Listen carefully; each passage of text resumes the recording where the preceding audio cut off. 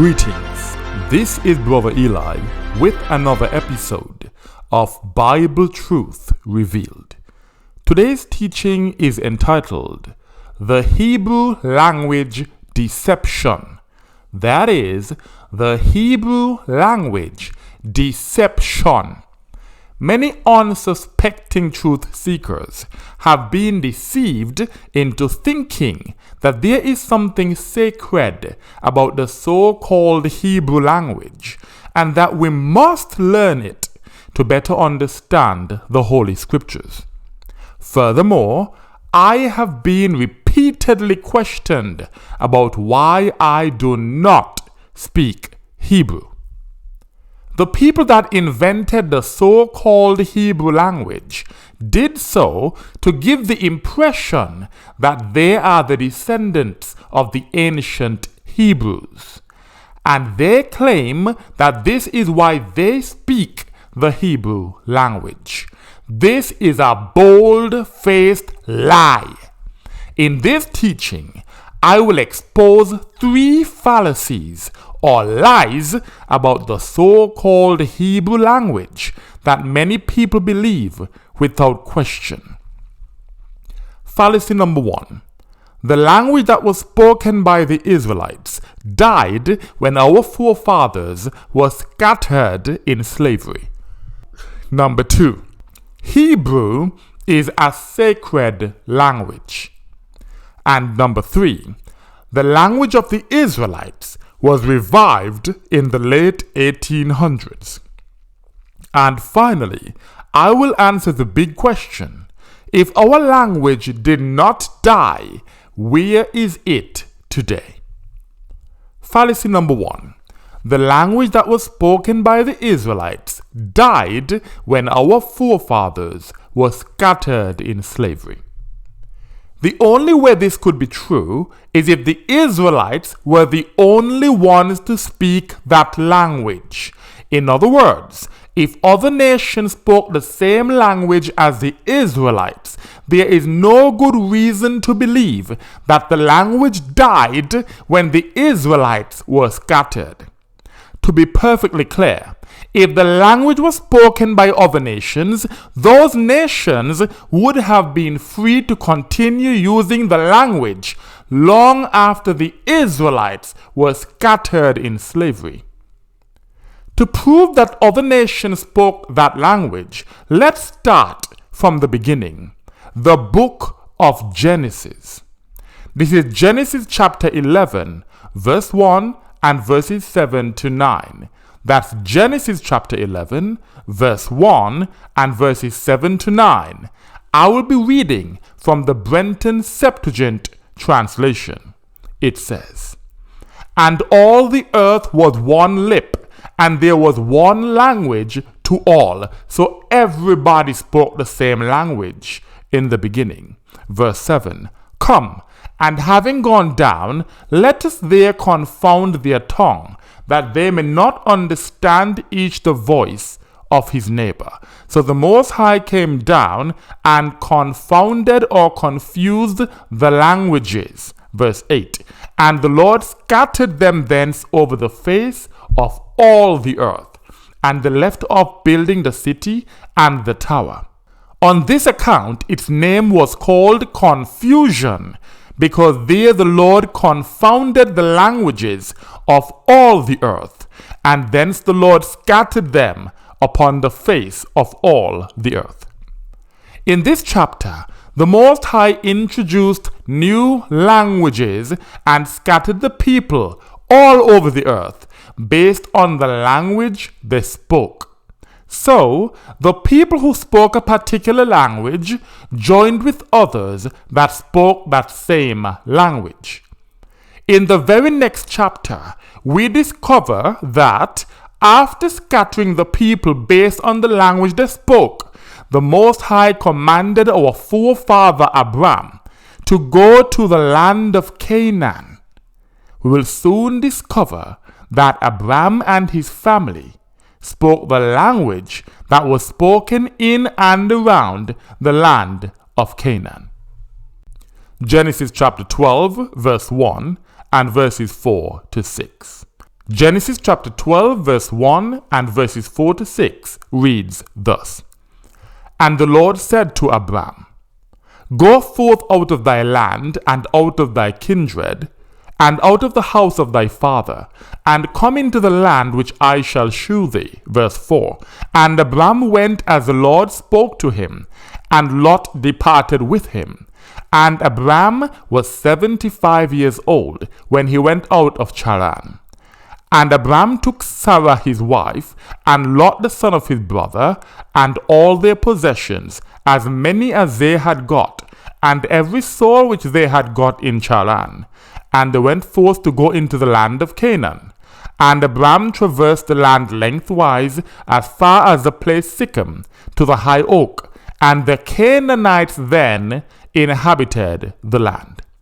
So our forefather Abram, his wife Sarah, and his nephew Lot went to the land of Canaan. They all spoke the same language as the Canaanites. They had no trouble communicating with the Canaanites because they all spoke the same language.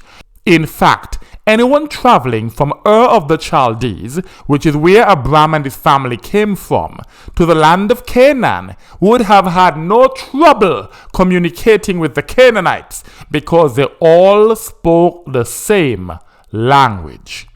In chapter 19, we learn that Lot had two sons, Moab and Ammon. They spoke the same language as their father Lot and their uncle Abram. Genesis chapter 19 verses 36 to 38. Genesis chapter 19 verses 36 to 38 reads thus. And the two daughters of Lot conceived by their father, and the elder bore a son, and called his name Moab, saying, He is of my father. This is the father of the Moabites to this present day. And the younger also bore a son, and called his name Ammon, saying, The son of my family. This is the father of the Ammonites to this present day. Moab and Ammon were brothers. They spoke their father's language. The Moabites, or children of Moab, and the Ammonites, or children of Ammon, spoke the same language. In fact, all the nations in and around the land of Canaan spoke the same language. Just like Lot, Abraham, whose name was changed from Abram, also had sons. Ishmael, his son, became the father of the Ishmaelites. The Ishmaelites spoke the same language as their father Ishmael and his father Abraham. Afterwards, Abraham fathered Isaac, who then got Jacob and Esau. Jacob and Esau spoke their father's language, which is the language that was spoken in and around the land of Canaan. Subsequently, the children of Jacob, also known as the Israelites, and the children of Esau, also known as the Edomites, spoke the same language. They all spoke the same language in and around the land of Canaan. It should be clear by now that the language spoken by the Israelites was not unique to them. It was spoken by the many nations that lived in and around the land of Canaan. This included the Ishmaelites, the Ammonites, the Moabites, and the Canaanites. Let's consider a very clear example of the Israelites speaking the same language as the Canaanites. In Joshua chapter 2, 2 Israelites were sent to spy out the land of Canaan. There they hid in the house of Rahab the Canaanite prostitute, and they spoke with her without an interpreter. That's because the Israelites and the Canaanites spoke the same language. Joshua chapter 2, I will read verse 1, verse 9, and verses 12 to 14. That's Joshua chapter 2, verse 1, verse 9, and verses 12 to 14. It says, And Joshua the son of Nun sent out of satin 2 young men to spy the land, saying, Go up and view the land and Jericho. And the 2 young men went and entered into Jericho. And they entered into the house of a harlot, whose name was Rahab, and lodged there. Verse 9. And she said to them, I know that the Lord has given you the land, for the fear of you has fallen upon us. These 2 men were spies, which means they went alone, the 2 of them. There was no interpreter. Just the 2 of them were spying out the land. They could not hire an interpreter in the land to speak to this woman because they were spies. No one was supposed to know they were there. But here, she's speaking to them without an interpreter, saying, I know that the Lord has given you the land. Verse 12. And now swear to me by the Lord God, since I deal mercifully with you, so do ye also deal mercifully with the house of my father, and save alive the house of my father, my mother, and my brethren, and all my house, and all that they have, and ye shall rescue my soul from death. And the men said to her, so now they're responding to her in the same language. They have no interpreter. And the men said to her, Our life for yours, even to death. And she said, When the Lord shall have delivered the city to you, ye shall deal mercifully and truly with me. So these 2 Israelite men had an entire conversation with a Canaanite prostitute without using an interpreter. This is because they spoke the same language. The nations that lived in and around the land of Canaan all spoke the same language. Now let's read about the Philistines speaking the same language as the Israelites. 1 Kings chapter 17, I will read verses 2 to 4 and verses 8 to 11. 1 Kings chapter 17 in the Brenton Septuagint translation is 1 Samuel chapter 17 in the KJV, and I'm reading verses 2 to 4 and verses 8 to 11. It says, And Saul and the men of Israel gathered together, and they encamped in the valley, and set the battle in array against the Philistines. And the Philistines stand on the mountain on one side, and Israel stands on the mountain on the other side, and the valley was between them. And there went forth a mighty man out of the army of the Philistines, Goliath by name, out of Gath. His height was 4 cubits and a span. Verse 8. And he stood and cried to the army of Israel, and said to them, Why are ye come forth to set yourselves in battle array against us? Am not I a Philistine, and ye Hebrews of Saul? Choose for yourselves a man, and let him come down to me. So here we see that Goliath made it clear that the Philistines were not Hebrews. He said, Am not I a Philistine, and ye Hebrews? The Philistines were not Hebrews. Yet we see him speaking to the Israelite army without an interpreter. If there were an interpreter between them, this would have been mentioned. The story mentions that they had armor bearers, but an interpreter is never mentioned. That's because they spoke the same language. All the nations that lived in and around the land of Canaan spoke the same language. There was no such thing as a Hebrew language. The Philistines, who were not Hebrews, spoke the same language as the Hebrews. Verse 9.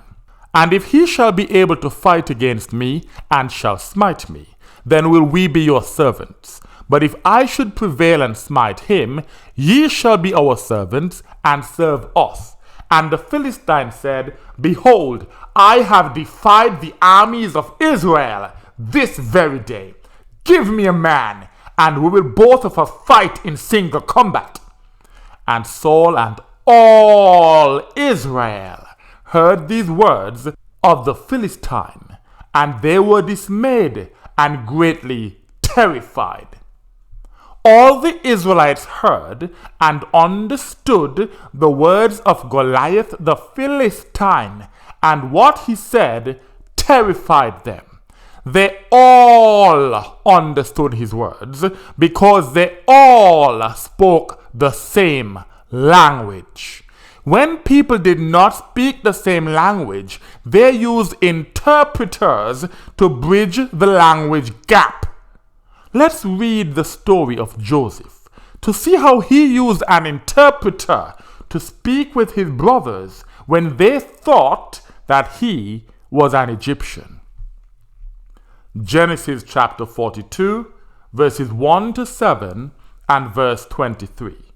That's Genesis chapter 42, verses 1 to 7 and verse 23.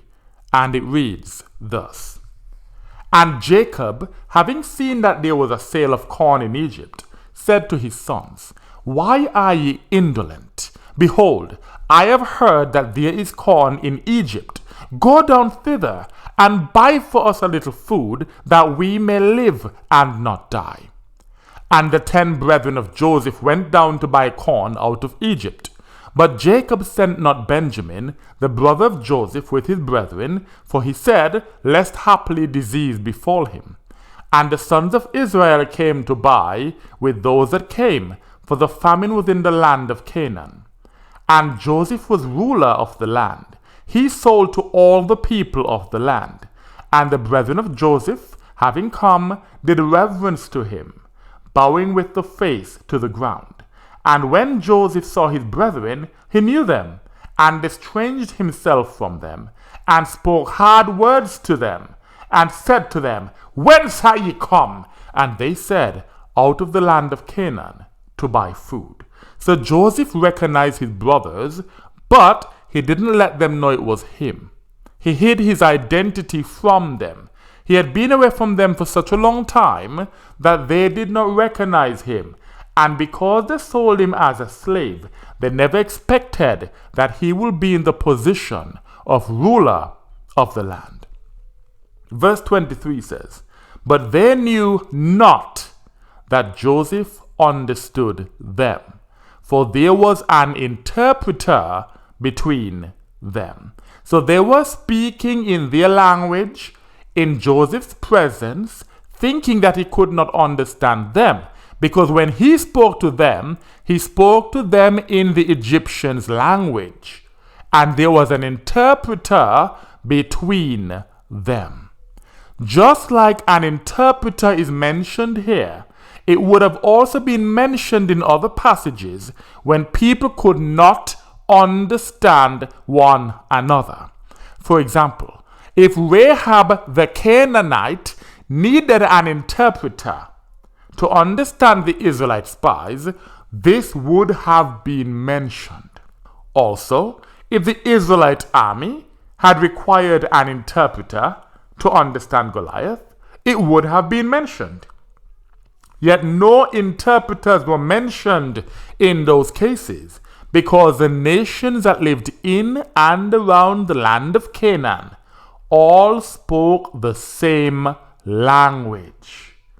On the contrary, our forefathers did not understand the languages of the nations that lived far away from the land of Canaan. We can find an example in Jeremiah chapter 5, verse 15. Jeremiah chapter 5, verse 15 says, Behold, I will bring upon you a nation from far, that means a distant land, O house of Israel, saith the Lord, a nation the sound of whose language one shall not understand. So when the nations were from far away, when they were distant nations, when they did not live near or in the land of Canaan, our forefathers did not understand them because they spoke different languages. Based on all the evidence provided so far, it should be clear that the Israelites were not the only ones that spoke our language. It was spoken by many nations in and around the land of Canaan. Therefore, when the Israelites were scattered in slavery, the other nations carried on speaking the same language. The language never died. And this leads nicely to fallacy number 2. Hebrew is a sacred language. The word sacred means set apart. The language spoken by the Israelites in biblical times was not set apart for them only. And there is no mention of a Hebrew language in the Holy Scriptures. The language was not unique to the Hebrews. It was also spoken by the Canaanites, the Philistines, and so forth. All the nations in and around the land of Canaan spoke the same language. There was nothing sacred or set apart about it. It was just a means of communication. Nothing more and nothing less. So stop idolizing the language. Despite this fact, there is no shortage of Israelite teachers on YouTube claiming to have restored the language of the ancient Israelites. This is just another deception that is designed to separate you from your hard-earned money. Whether it is Lashawan Kadash, Gabalei, Manakathe, or some other nonsense, don't allow yourself to be fooled by these hustlers. You do not need to learn some made-up language to get closer to the Most High. The Most High commanded us to wait for Him to restore the pure language. And this will not be done until the nations have been judged for the atrocities they committed against us, the true Israelites. We can find evidence of this in Zephaniah chapter 3, verses 8 to 9. Zephaniah chapter 3, verses 8 to 9 says, "Therefore, wait upon me, saith the Lord." Again, therefore, wait upon me, saith the Lord, until the day when I rise up for a witness, because my judgment shall be on the gatherings of the nations, to draw to me kings, to pour out upon them all my fierce anger. For the whole earth shall be consumed with the fire of my jealousy. So we have to wait for the judgment upon the nations. Verse 9. For then, meaning after the nations are judged, will I turn to the peoples, a tongue, meaning a language, for her generation. That's when we are going to get the pure language. So don't allow those lying Israelite teachers to separate you from your hard-earned money by offering to teach you their made-up language, which they claim is the original language of the Israelites. It continues, that all may call on the name of the Lord to serve him under one yoke. It should be clear by now that the language spoken by the ancient Israelites and all the nations in and around the land of Canaan was not a sacred or set apart language. Fallacy number 3. The language of the Israelites was revived in the late 1800s. If the language originally spoken by our forefathers did not die, it certainly was not revived in the late 1800s. You cannot revive something that never died. This is just common sense. The so-called modern Hebrew that is masquerading as a language of our forefathers is not the language that was spoken by the children of Israel in biblical times. In the late 1800s, the so-called white man constructed or made up the modern Hebrew language as part of his campaign to steal the identity of the true Hebrews. We've already learned that the Holy Scriptures never mention a Hebrew language. The Hebrews did not have a language that was unique to them. Therefore, there is no such thing as a Hebrew language. I mentioned that modern Hebrew is a constructed language, so let's learn more about what this means. On www.thoughtco.com, there is an article entitled Definition and Examples of Constructed Languages. Quote 1 says, "A constructed language is a language such as Esperanto, Klingon, and Dothraki that has been consciously created by an individual or group." The modern Hebrew language was consciously created by the so-called white man in the late 1800s. This means that it is a constructed or made up language. Quote 2 says, according to the Guinness Book of World Records 2006, the world's largest fictional language is Klingon, the constructed or made up language spoken by the Klingons in the Star Trek movies, books, and television programs. 3 says, Klingon is a constructed language tied to a fictional context rather than a constructed language like Esperanto or a reconstructed one like modern Hebrew,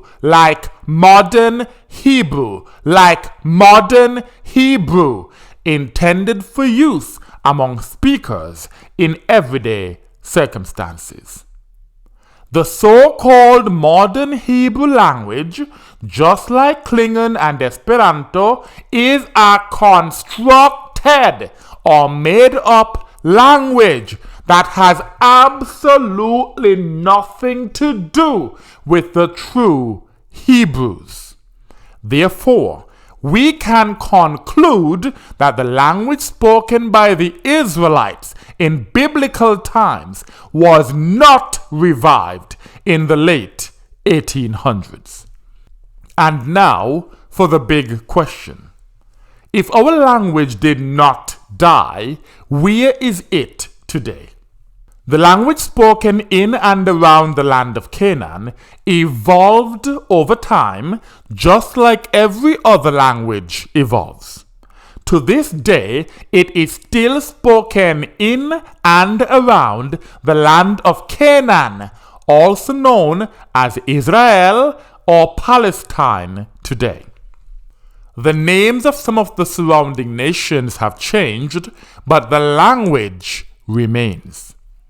Although the Israelites were scattered in slavery, other nations that spoke the same language remained in and around the land of Canaan. This is how we know that the language did not die. For example, the majority of Edomites still live in the land of Edom, which is in Saudi Arabia, and they continue to speak the language of our forefathers. To learn more about this, please listen to my teaching entitled, Who Are the Children of Esau Today? That is, who are the children of Esau today? The language that was spoken by the nations in and around the land of Canaan in biblical times is the language that is now referred to as Arabic. The nations that live in and around the land of Canaan, also known as Israel or Palestine today, still speak the same language to this very day. And this language is now called Arabic. If you research the age of the Arabic language, you will discover that scholars cannot definitively prove when this language started. All they can tell you is when they started referring to this language as Arabic. The language existed long before they decided to call it Arabic. It goes right back to the book of Genesis. It is a language that was spoken by Abraham, Lot, Isaac, Jacob, the Moabites, the Ammonites, the Ishmaelites, the Edomites, the Israelites, the Canaanites, the Philistines, and so forth. The so-called white man constructed or made up the so-called modern Hebrew language to replace the language of Canaan, which is now known as Arabic. They have known all along that what they call Arabic is the language that was spoken by the biblical Israelites. However, because they hate our people, they go to great length to keep this information from us. It would terrify them to see the true Israelites reclaim this or any other part of our heritage. How can we be sure that Arabic is the language of Canaan? When the so-called white man decided to construct or make up the modern Hebrew language, they heavily plagiarized from the Arabic language.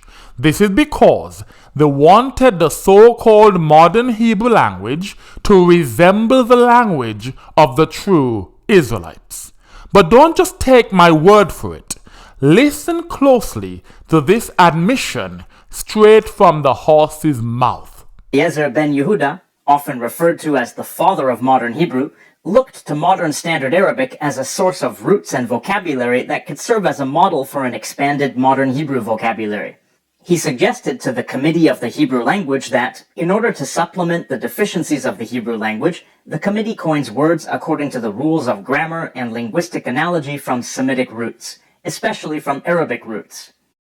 Rather than simply borrowing Arabic words, he encouraged the construction of new Hebrew words that resembled Arabic ones. So what they did was closely examine the Arabic language, which is the original language of the land of Canaan, and they stole what they needed to construct the modern Hebrew language.